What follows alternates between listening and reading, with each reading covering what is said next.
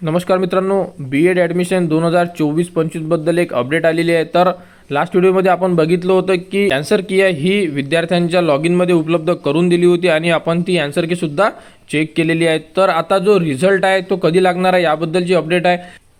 3 दिवसाची मुदतवाढ देण्यात आलेली होती की तुम्हाला जर ऑब्जेक्शन घ्यायचे असेल तर तुम्ही ऑब्जेक्शन घेऊ शकता आणि त्याच्यासाठी 1000 रुपये चालान ठेवण्यात आलेलं होतं। परंतु बी.एड सी.ई.टीमध्ये एकाही विद्यार्थ्याने ऑब्जेक्शन घेतलेलं नाही आहे। म्हणजे जे 1000 रुपये चालान आहे ते भरायचं असल्यामुळे कोणत्याही विद्यार्थ्याने ऑब्जेक्शन बी.एड सी.ई.टीमध्ये घेतलेलं नाही आहे। म्हणजे आता जे नॉर्मलाईजनुसार जे मार्क्स आहे तेच तुम्हाला मिळणार आहे, यामध्ये कोणतेही चेंजेस होणार नाही आहे। तर येत्या आठवड्यामध्ये बी.एडचा रिझल्ट लागण्याचे चान्सेस खूप आहे। तर बी.एडबद्दल जी पूर्ण प्रोसेस असणार आहे, तर बी.एडची जी प्रोसेस आहे कॅप राऊंड, त्यानंतर ॲडमिशन, डॉक्युमेंट, या सर्व गोष्टी तुम्हाला आपल्या यूट्यूब चॅनलवर उपलब्ध करून देण्यात येणार आहे। त्यासाठी आपल्या चॅनलला सबस्क्राईब करा, जेणेकरून बी.एडबद्दल पूर्ण ॲडमिशन प्रोसेसची अपडेट तुमच्यापर्यंत पोहोचली पाहिजे।